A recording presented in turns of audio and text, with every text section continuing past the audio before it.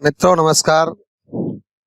Takshashila online कक्षा में आपका स्वागत है। हम लोग संस्कृत में परीक्षा की दृष्टि से अभी तक जो पढ़े हैं, संज्ञा प्रकरण पढ़ा, उसके बाद में आप लोगों को स्वर संधि मैंने पहले पढ़ाई थी। अब व्यंजन संधि में हम लोग प्रवेश करते हैं। व्यंजन क्या है, कौन कौन से वर्ण व्यंजन होते हैं, ये मैं आपको पहले बता चुका हूं।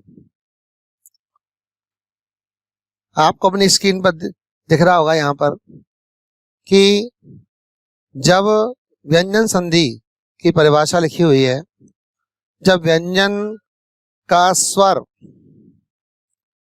अथवा व्यंजन से मेल होने पर, या तो व्यंजन का स्वर से मेल हो या व्यंजन का व्यंजन से मेल हो, मेल होने पर व्यंजन में कोई परिवर्तन होता है तो उसे व्यंजन संधि कहते हैं। ठीक है। सामान्य रूप से व्यंजन संधि के कई भेद होते हैं, लेकिन हमारे को परीक्षा के दृष्टिकोण से जो अपेक्षित हैं हम उनको देखेंगे।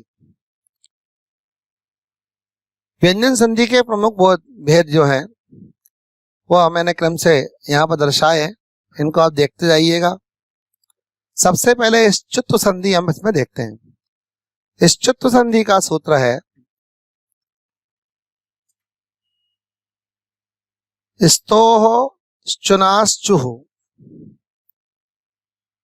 स्तोः श्चुनाश्चुः। स्तोः श्चुनाश्चु क्या करता है? यह कहता है कि सकार कौन सा, ये जब मैंने आपको वर्ण के उच्चारण स्थान बताए थे उस समय आपको बताया था शकार तीन होते हैं, दंत्य शकार, तालव्य शकार, मूर्धन्य शकार। तो यहाँ पर जो दंत्य शकार है वह दर्शाया गया है। तो दंत शकार अथवा त वर्ग के पहले या बाद में तालव्य शकार अथवा च वर्ग के वर्ण आते हैं तो दंत के स्थान पर वहां तालव्य शकार तथा त वर्ग का च वर्ग के स्थान पर च वर्ग हो जाता है। अब इसकी सामान्य परिभाषा हमको बहुत ज्यादा याद करें तो अच्छी बात है, नहीं तो सामान्य रूप में हम इसको देख सकते हैं कि जो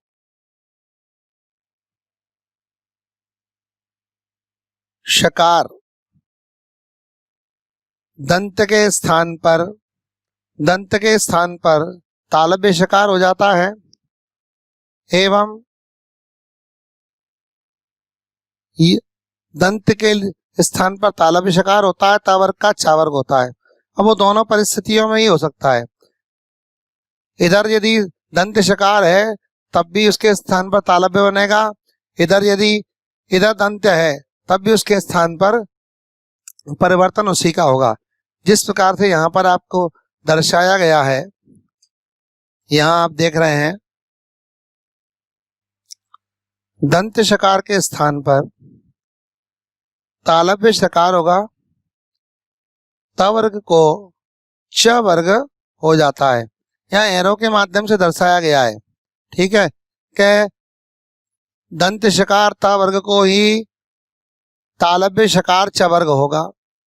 ठीक है, अब वो पूर्व पद में भी हो सकता है और बाद वाले पद में भी हो सकता है, दोनों ही पदों में संभव है। ये हम तो सामान्य रूप से हमको ध्यान रखना होगा कि दंत शकार को तालव्य शकार होना, त वर्ग का च वर्ग होना ही स्तोः श्चुनाश्चु सूत्र करता है। ठीक है, इसके उदाहरण नीचे दिए हुए हैं। उदाहरण में हम देखेंगे हरेश धन सेते। तो यहाँ देखिए ये जो सकार था इसके स्थान पर कौन सा सकार बन गया? दंत के स्थान पर यहाँ पर तालव्य शकार का आगमन हुआ, अर्थात हरिश धन सेते हरिष्यते उदाहरण बन गया।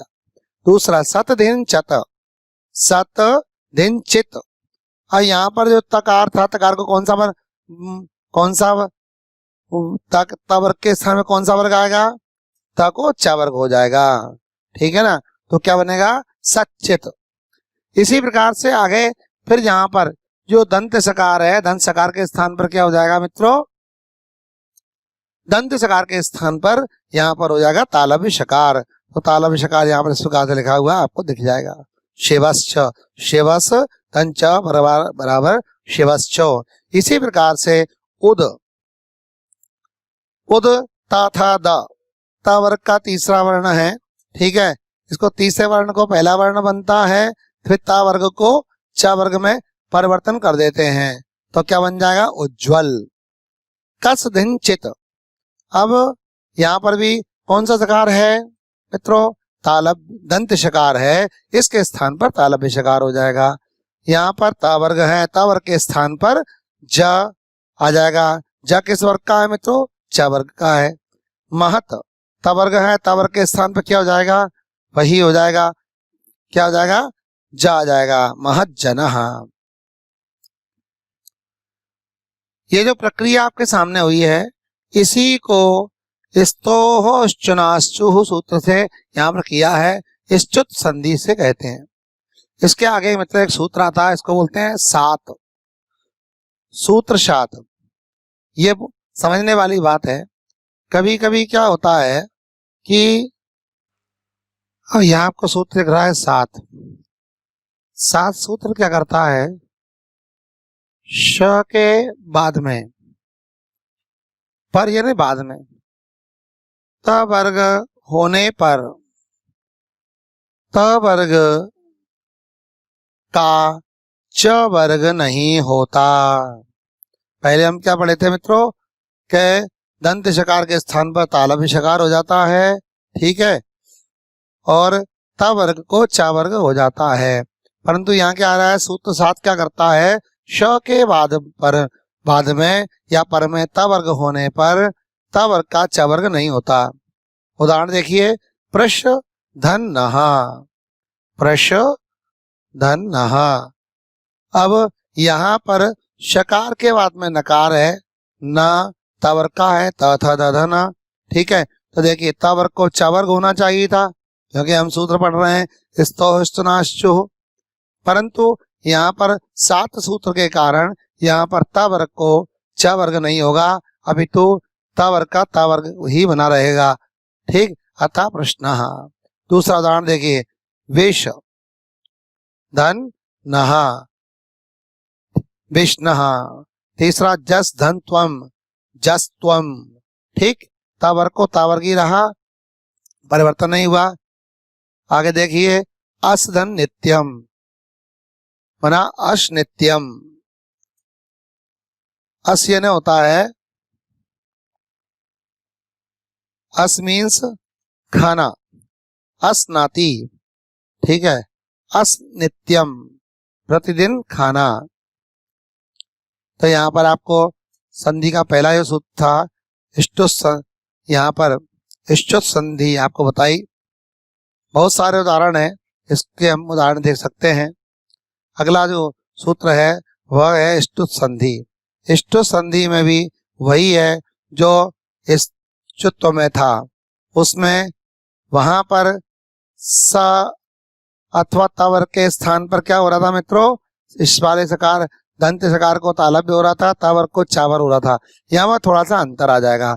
यहाँ पर इस दंत शकार के स्थान पर मूर्धन्य शकार आ जाएगा, त वर्ग के स्थान पर यहाँ पर ट वर्ग आ जाएगा, ठीक है। लिखा भी हुआ है, स अथवा त वर्ग के पहले या बाद में श अथवा ट वर्ग के वर्ण आते हैं तो स को शकार तथा त वर्ग को क्रमशः ट वर्ग हो जाता है। उदाहरण देखेंगे, रामस धन टीकते। इस सकार के स्थान पर क्या हो जाएगा मित्रों? इस सकार के स्थान पर हो जाएगा, यहाँ पर कौन सा वर्ग आ जाएगा? कौन सा सकार आएगा? यहाँ पर जिसको अपन षटकोण वाला सा हिंदी भाषा में कहते हैं, अर्थात मूर्धन्य शकार का आगमन यहाँ पर होगा।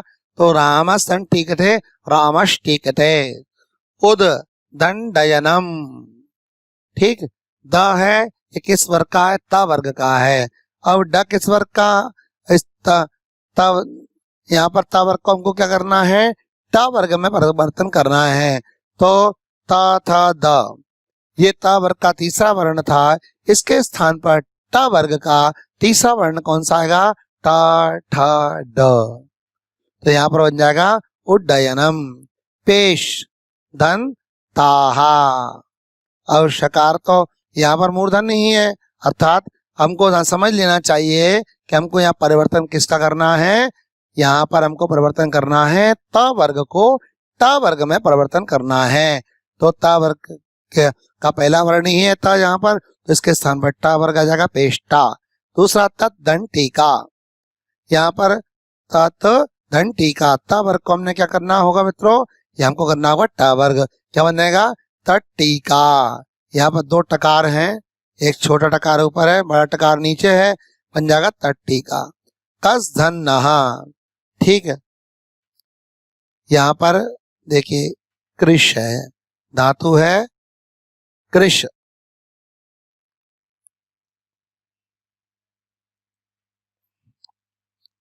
धातु जो है वो है कौन सी है, कृष। कृष का मतलब होता है खींचना, कर्षयति इति कृष्णः, जो हमको अपनी ओर खींचता है उसको हम कृष्ण कहते हैं। कृष धातु है, तो यहाँ पर दंत, यहाँ पर मूर्धन्य शकार भी है, लेकिन यहाँ पर जो नकार है ये त वर्ग का है, इसके स्थान पर क्या हो जाएगा मित्रों, ठ ठ ढ ढ ण आ जाएगा, तो बन जाएगा कृष्णः। इस धनतः इष्टः, मिस धनतः मिष्टः। मिष्टः, अब मिष्ट क्या होता है, या हम बोलते हैं मिष्ट, मिष्ट यानी अच्छा लगने वाला, मधुर। ठीक है, हम मिष्टान शादी विवाह में जो खाते हैं उसमें अन्नम भी जोड़ दिया, खाने योग्य। ठीक है, तो मिष्टान्नम। आगे देखिए दूसरा उदाहरण, चक्रिन ढऊ कसे। चक्रिन ढऊ कसे। अब यहाँ पर आपको ये दिख रहा है चक्रिन, और यहाँ पर ये ता था दा धा न का न वर्ग का है, ता वर्ग का है, इसके स्थान पर क्या कर देंगे, टा वर्ग का कर देंगे, टा ठा डा ढा णा, पंचम वर्ण ही वहां पर आ जाएगा।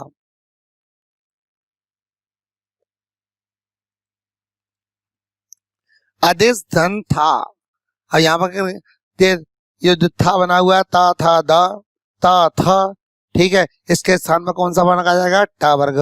क्या बन जाएगा, टा ठा, तो क्या बन जाएगा, अधिष्ठाता। ऐसे ही प्रतिष्ठन था, तो क्या बन जाएगा, प्रतिष्ठा। तो मित्रों ये इष्टु संधि का सूत्र इष्टुनाष्टु पूरा हुआ, और ये क्या करता है, सकार के स्थान पर, दंत सकार के स्थान पर मूर्धन्य सकार करता है, ता वर्ग को टा वर्ग में परिवर्तन करता है। अगला हम देखेंगे आकृष धन तहा। ठीक है, अब यहाँ पर ता को क्या कर दिया है, ता के स्थान पर यहाँ क्या कर दिया है, ता को टा वर्ग में परिवर्तन किया, आकृष्टा। इस धन तहा इष्टहा। दूसरा यहाँ पर टा वर्ग को भी टा वर्ग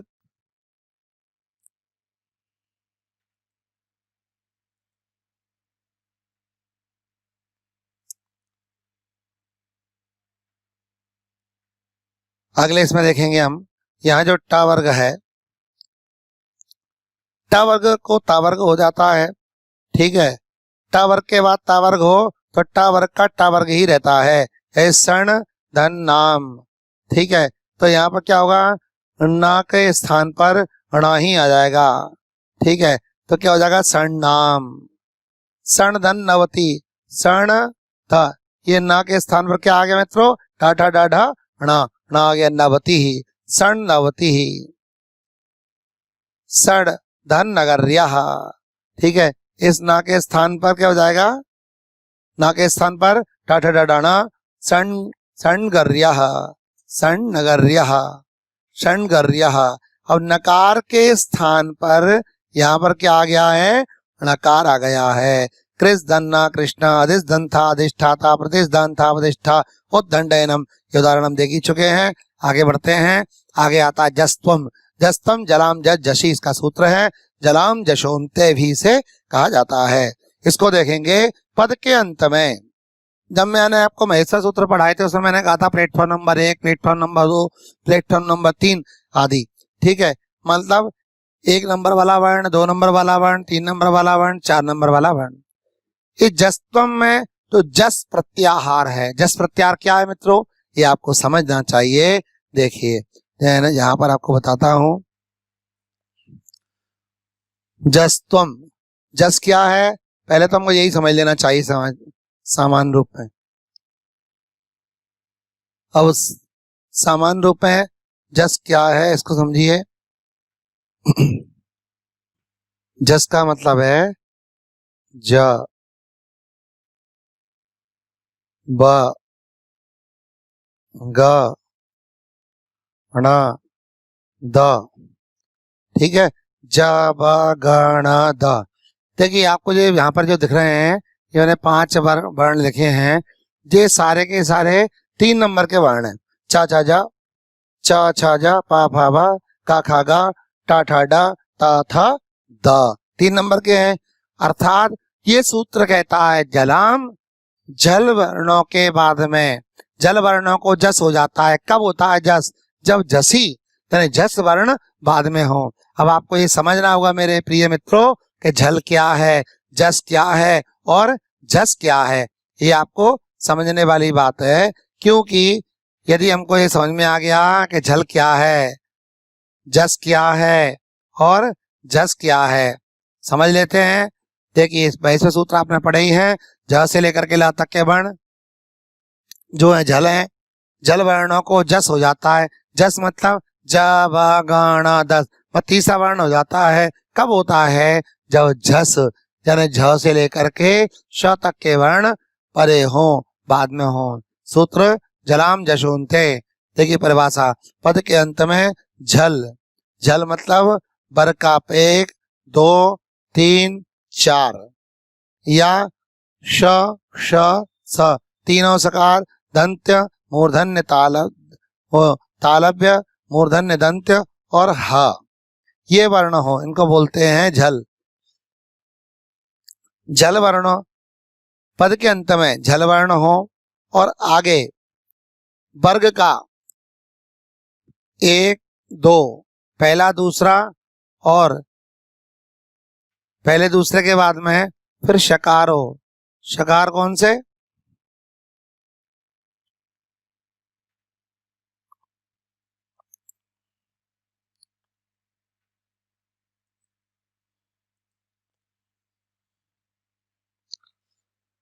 दंत्य, तालव्य, मूर्धन्य, दंत्य को छोड़कर वर्ग का 1, 2 और तीनों शकार को छोड़कर कोई वर्ण हो तो जल के स्थान पर क्या हो जाता है, जस हो जाता है। देखिए वाग्धन ईस, का वर्ग का तीसरा वर्ण कौन सा है, क ख ग, तो क्या बन जाएगा वागीस। अच, इसका क्या बनता है तीसरा वर्ण चा छा जा, क्या बन जाएगा अजंत। सुप, पा फा बा, सुबंत। चित, था था दा, चिदानंद। जगत, ता था द, क्या बन जाएगा जगदीश। वाक, वाक व्यवहार, ठीक, तो वाक का ख ग, क्या बन जाएगा वाग व्यवहार, वाग व्यवहार। स्वर्गात अपि, यहाँ पर ता है, ता को क्या कौन सा वर्ण बन जाएगा, तीसरा वर्ण। तीसरा वर्ण कौन सा होगा, ता था द, क्या बन जाएगा स्वर्गादपि। ठीक है, आप लोगों ने श्लोक सुना होगा, जननी जन्मभूमिश्च स्वर्गादपि गरीयसी। ठीक है, स्वर्गात त सतगुण, तो ता को क्या हो जाएगा ता था द सदगुण। शकार को यहां पर ये जो शकार दिया हुआ है इस शकार को णकार। ठीक है, षट दर्शन, षड दर्शन, पश षड्भ्यः, षड्भ्यः, सस्भ्यः षड्भ्यः, लब धन्धः, लब्धः, दोग धंधा, दोग्धा, बुध धंधि, बुद्धि, योध धंधा, योद्धा आदि इस प्रकार से यहाँ देखने होंगे हमको। ये इसका कौन सा वर्ण बना? भ जो है प, फ, ब, भ चौथे नंबर का वर्ण था, इसके स्थान में कौन सा बना? प, फ, ब तीसरा नंबर। यहाँ पे दोग कौन सा नंबर का है? 4 नंबर का है शायद, देखिए क, ख, ग, घ, तो क्या बन गया? क, ख, ग तीसरे नंबर का, धा गा आ गया। अब बुध, ठीक है, ता था द ध चौथे नंबर का धा वर्ण था, इसके स्थान पर क्या आ गया? बो ता था द आ गया यहाँ पर। अब यहाँ पर दा पूरा आधा है और यहाँ पर धा पूरा है, ठीक है, लेकिन हमको दा पूरा दिख रहा है। बुद्धि, योध, धा, अब ता था द, इसके स्थान में कौन सा आ जाएगा? दा वर्ण आ जाएगा। तो जो जस संधि है, जस संधि क्या कहती है? जलाम जसोन्ते, पद के अंत में जल वर्ण हो तो जस हो जाता है। कब होता है? जब झसी झस वर्ण परे हो तो। आगे देखेंगे मित्रों, यहाँ पर ये चर्त संधि है। चर्त संधि का मैं एक ही बात समझने वाली है कि इसमें अपने ही वर्ग का प्रथम हो जाता है, प्रथम वर्ण बन जाता है, बस इतनी बात ध्यान रखनी है। जल को चर हो जाता है। चत संधि सूत्र है खरीचा, वर्ग का प्रथमाक्षर बन जाना ही चरत्व कहलाता है। वर्ग का प्रथम अक्षर बन जाना ही चरत्व कहलाता है। वर्ग का प्रथम अक्षर बन जाना ही चरत्व कहलाता है। हमको केवल इतनी बात ही इसमें ध्यान रखनी होगी, इसमें और समझने वाली कोई बहुत बड़ी बात नहीं है। ठीक है, चर संधि का सूत्र है खरीचा, जल को चर होता है खर परे होने पर। अब ये हमको ध्यान रखने पड़ेंगे। ध्यान कब रहेंगे? जब हमको महेश सूत्र याद होंगे, जल क्या है, चर क्या है और खर क्या है। ठीक है, आगे देखिएंगे। वर्ग को 3-4 अक्षर के स्थान पर अर्थात तीसरा चौथे अक्षर के स्थान पर उसी वर्ग का प्रथम अक्षर हो जाता है। यदि कब होता है? यदि बाद में कंडीशन लगा दी है, यदि बाद में किसी वर्ग का प्रथम या द्वितीय यानी पहला, दूसरा या तीनों शकार तालव्य मूर्धन्य दंत में से कोई हो तो ये कंडीशन होगी, तभी ये चर्त संधि होगी, अन्यथा नहीं होगी। देखें कैसे? सद, अब यहाँ पर दा है, दा का ये तीसरे नंबर का वर्ण बना हुआ है, ता था दा। ठीक है, पहला अक्षर कौन सा होगा इसका? पहला होगा त, तो क्या बन जाएगा? सत्कारः। देखिए क्या कौन सा बन जाएगा? सत्कारः।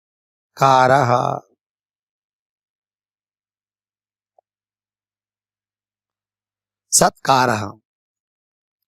ठीक, संपद कालः, द को क्या हो जाएगा? त, क्या बन जाएगा? संपत, संपत कालः।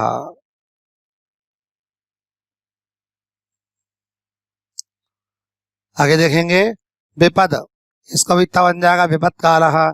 ककुब, ये भा कौन से नंबर का है? पा फा बा भा चौथे नंबर का है, चौथे नंबर को क्या बन जाएगा? चौथे नंबर को बन जाएगा पहला नंबर ककुप, ककुप पति। दिक पाल, का खागा तीसरे नंबर का है, तीसरे नंबर को क्या बनेगा? ये ध्यान रखना है कि तीसरे नंबर चौथे 3-4 के अक्षर के स्थान पर उसी वर्ग का प्रथम अक्षर हो जाता है। ज्यादातर तीसरे नंबर का वर्ण और चौथे नंबर का वर्ण इसमें आता है। आगे देखेंगे अनुष्टुप, अनुष्टुभ, भा है, भा को क्या हो जाएगा? पा। अनुष्टुप छंद, अनुष्टुप छंद बड़ा अच्छा छंद है, ज्यादातर हमको श्लोक अनुष्टुप छंद में ही मिलते हैं। अस्मत् पुरुषः, द के स्थान पर क्या जाएगा? त, अस्मत्। उदधन पतति उत्पतति संपत कुमारः काम दुग खादति। क्या बन जाएगा? काम दुख खादति। ऋतुक पार्श्वे, ग के स्थान पे क्या हो जाएगा मित्रों? ग ऋत्विक पार्श्वे। युयुत धन सा, तो ध के स्थान पर क्या हो जाएगा मित्रों? यहां हो जाएगा युयुत। ये ध है, ध के स्थान पर क्या हो जाएगा? त, युयुत्सा। आगे हम देखेंगे मित्रों अनुनासिक संधि है। अनुनासिक संधि में अनुनासिक मतलब पंचम वर्ण जो होते हैं, ठीक है, नासिका वर्ण जो होते हैं, ठीक है, तो कौन से हैं? यम यानी य,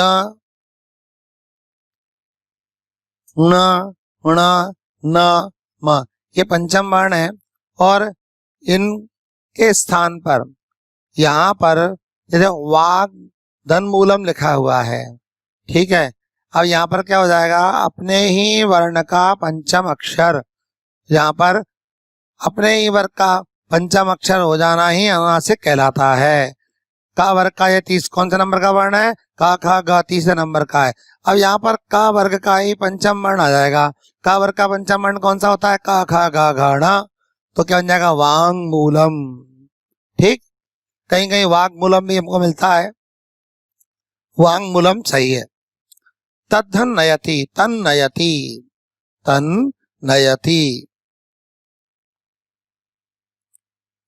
चिद धनमयम, तो क्या बन जाएगा? चिन्मयम।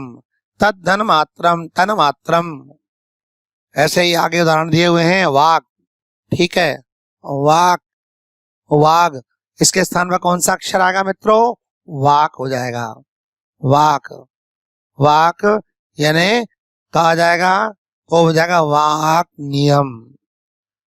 तद धन मंगलम, क्या बन जाएगा? तन मंगलम। ता था द, ठीक है, ता था द ध न। यहां पर क्या है? ऊपर वाले में समझेंगे।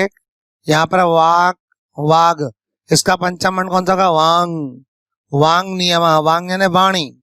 तद तन मंगलम, ठीक है, ता था द ध न, पंचम वर्ण होगा न, तन मंगलम। मद निवास, मन निवास, त्वग मोचनम, क्या हो जाएगा यहाँ पर? का, खा, गा, त्वंग मोचनम। पंचम वर्ण नासिका से बोलेंगे मित्रों, ध्यान रखना, जब बोलते हैं तो नासिका पर कंपन होता है, ठीक। विद्युन, विद्युद नगरी, विद्युन नगरी। जगत धननाथ, जगन्नाथ। शर्ण मुखः, षण्मुखः। तद्धनयनम, तन्नयनम। यद मंडलम, यन्मंडलम। ऐसे ही आगे अनुस्वार संधि आती है।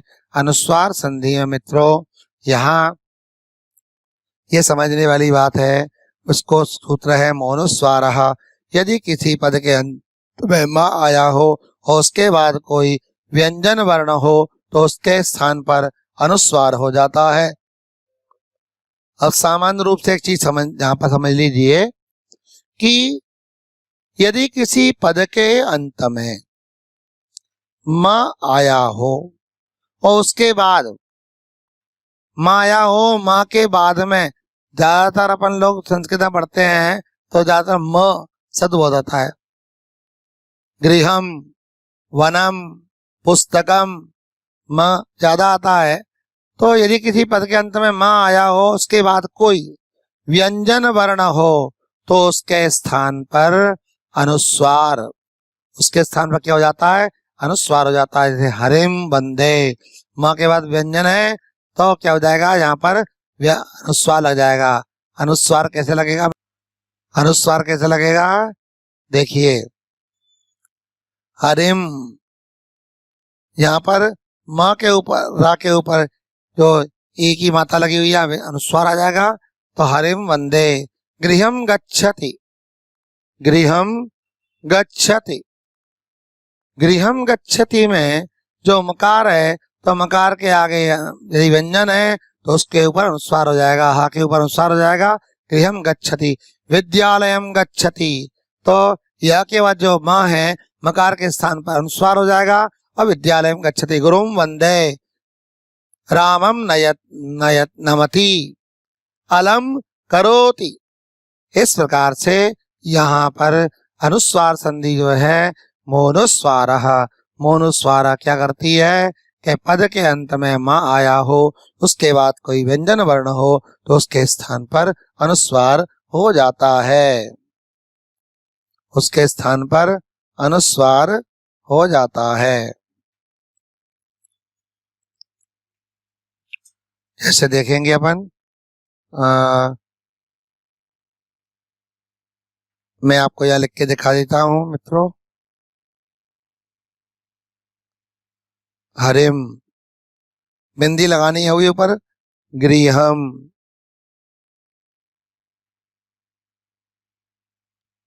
गृहम गच्छति। ठीक है। गुरुम वंदे, गुरु, यहाँ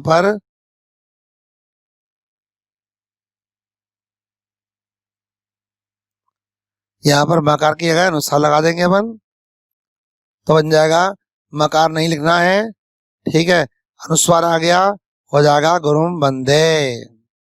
ठीक, गुरुम वंदे, इस प्रकार से यहाँ पर अनुस्वार आ जाएगा। आगे इसके हम देखते हैं छत्व संधि, छत्व सच छोटी। पदांत जय 1 2 3 4 के बाद यदि शकार हो, जय मतलब जब गण 10, जब गण 10, खा फा छा ठा ता चा टा तब का पा या।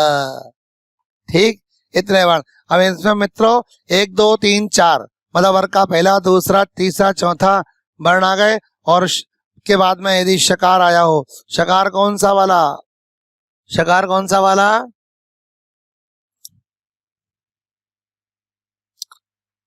शकार कौन सा वाला,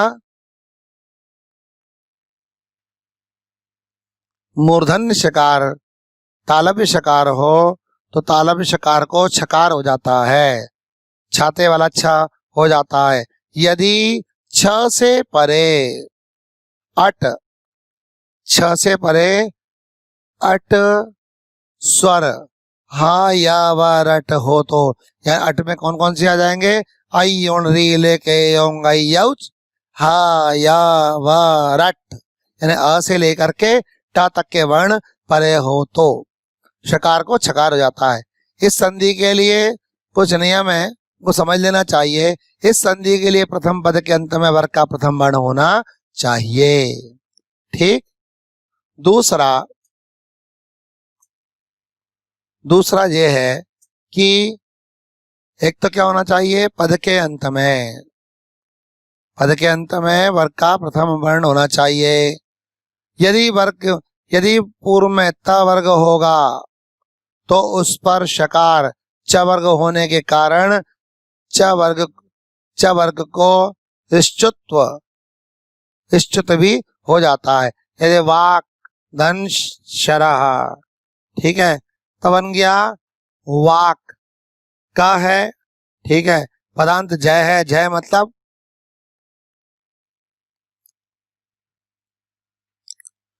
मतलब वर्ग का पहला, तो देखिए का है। ठीक है, और जय के बाद सा हो तो शकार को मूर्धन्य तालव्य शकार हो, तालव्य शकार को क्या होता है, छकार हो जाता है, तो वाक्षरः तद धन शिवः तत्शिवः। ठीक, अब आपको लगेगा कि यहाँ पर सर ये बताइए चा कैसे आ गया, तो मित्रों आपने यहाँ पहले संधि पढ़ी थी, इश्चुत्व सबसे पहले पढ़ी थी।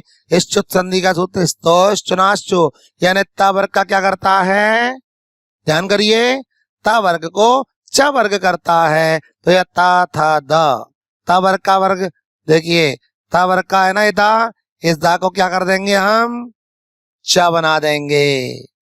ठीक है, और च बन गया। अब यहाँ पर शकार है, शकार को क्या कर देंगे, इस शकार को छकार में परिवर्तन कर देंगे, इच्छा बना देंगे। ठीक, तो क्या बन जाएगा, तत्शिवः, यहाँ लिखा हुआ है इश्चुत से, इश्चुत से ये हो रहा है। वाग्दन शास्त्रम, तो का अपने स्थान पर वहीं की वहीं रहेगा, क्योंकि का जो है वर्ग का पहला अक्षर है। देखिए लिखा हुआ है परिभाषा में, पहला यानी पहला, दूसरा, तीसरा, चौथे के बाद शकार को छकार हो जाता है कब? जब अट परे हो तो, अट परे हो तो होता है। ठीक है, अट का ध्यान रखिएगा। अट क्या होता है? अट का मतलब अटकना नहीं होता है। अट एक परे प्रत्यय, अट क्या है? अट प्रत्याहार है जिसमें सारे स्वर और ह या व र ये वर्ण आते हैं। आगे उदाहरण देखेंगे, वाग्दन शस्त्रम, वाक्शस्त्रम, सदन शीलम, सत, ता को क्या हो जाएगा? च, सकार को क्या हो जाएगा? छकार। ठीक, तो क्या बन जाएगा? सचशीलम बना पहले, फिर सचशीलम, विटदन शंकरा, विट छंकरा। टा कौन से नंबर का है? टा पहले नंबर का ही वर्ण है। ठीक है, ऊपर परिभाषा पढ़े हैं। सद्धन शंभु, तो तकार को क्या होगा? चकार। किस सूत्र से हो रहा है मित्रों? देखो यहाँ पर लिख रहा हूं आगे, कौन सा सूत्र है? इश्चुत संधि। इश्चुत संधि में इश्चुनासु जो सूत्र है उससे हो रहा है। क्या हो रहा है? तकार को क्या बन गया? यहाँ पर ता को बना च। ठीक, सकार को क्या बना? छ, तो क्या बन गया? सच्छंभु उद्धन श्रायः। ठीक, तकार को क्या बनाया आपने? तकार के स्थान पर तवर्ग को क्या बनाया? पहले च वर्ग बना दिया। ठीक, तो तवर्ग को च वर्ग बनाया। उदश्रायः, इसको ऐसे ही बना सकते हैं, इसको पहले तीसरे नंबर का वर्ण बनाया, उदश्रायः। ठीक है, उत्श्रायः, या सीधे डायरेक्ट भी बना सकते हैं। तावर्ग को क्या बनाया? च वर्ग बना दिया। तावर्ग को च वर्ग बनाया, और जो शकार जो आप जहां देख रहे हैं, जो शकार था, इस शकार को हमने क्या कर दिया? यहाँ पर ये वाला शकार है मित्रों, ये इस शकार को हमने क्या कर दिया? छ वर्ग में परिवर्तित कर दिया। ठीक है, तो क्या बन गया? उच्छ्रायः, उच्छ्रायः, उच्छ्रायः।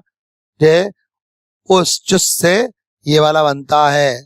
ठीक है, और यहाँ पर ये वाला बनता है उत्श्राव श्वासः। ठीक, और यहाँ पर क्या करेंगे? ये सकार कौन सा? ये वाला है, इसको क्या कर देंगे? इसको छकार में परिवर्तन कर देंगे। यहाँ पर क्या है?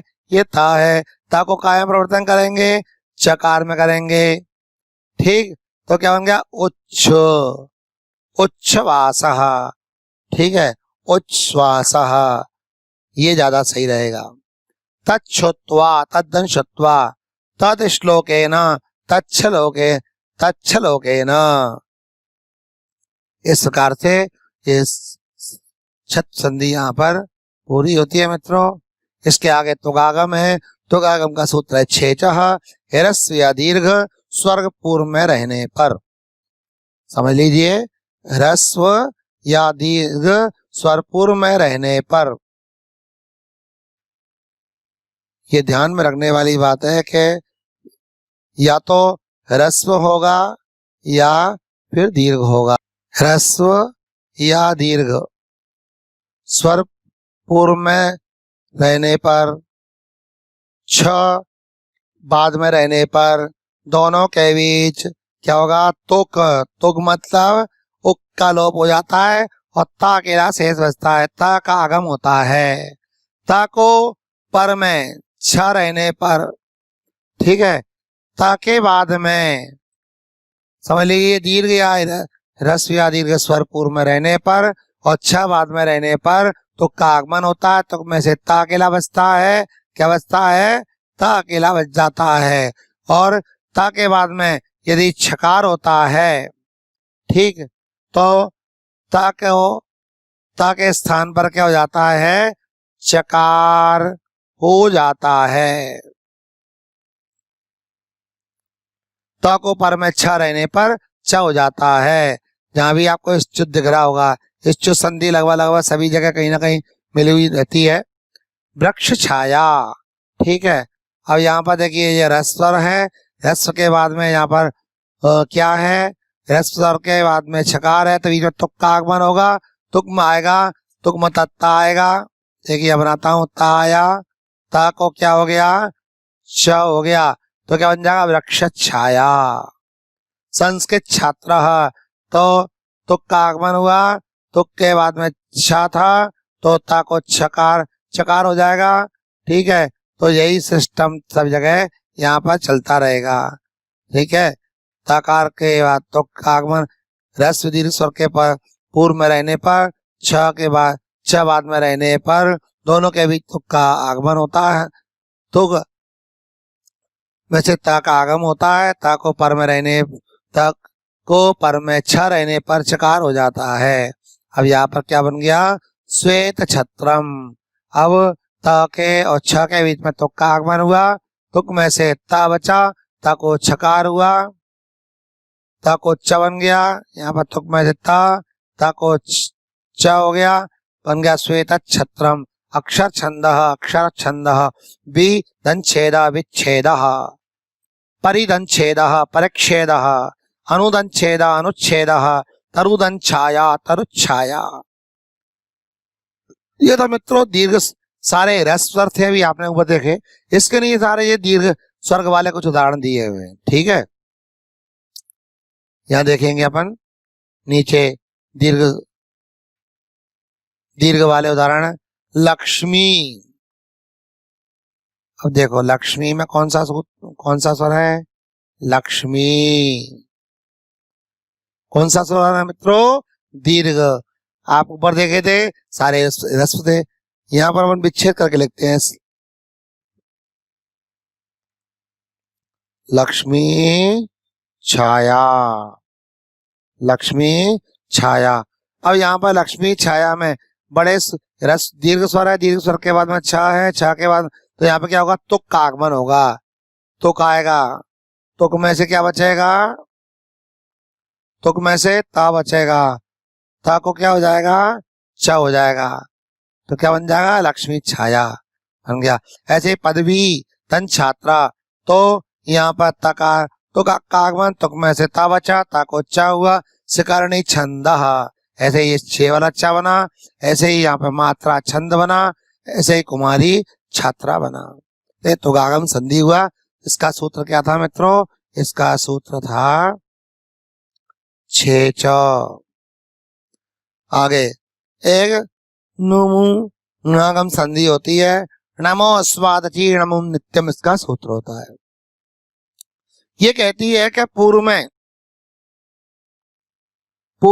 ह्रस्व स्वर के बाद देखिए पंचम वर्ण है, क वर्ग का पंचम वर्ण, ट वर्ग का पंचम वर्ण और न वर्ग का पंचम वर्ण हो, और पर में पर यानी बाद में स्वर हो तो ण न न, और स्वर के बीच एक ण ण न, इनका आगमन हो जाता है, यानी डबल हो जाते हैं। प्रत्यंग ननात्मा प्रत्यंग प्रत्यंग प्रत्यंगात्मा प्रत्यंगात्मा, सुगण धन ईशा सुगण ईशा सुगणीशः सुगणीशः, प्रत्यंगात्मा। इस प्रकार से ये यहाँ पर जो आपने देखी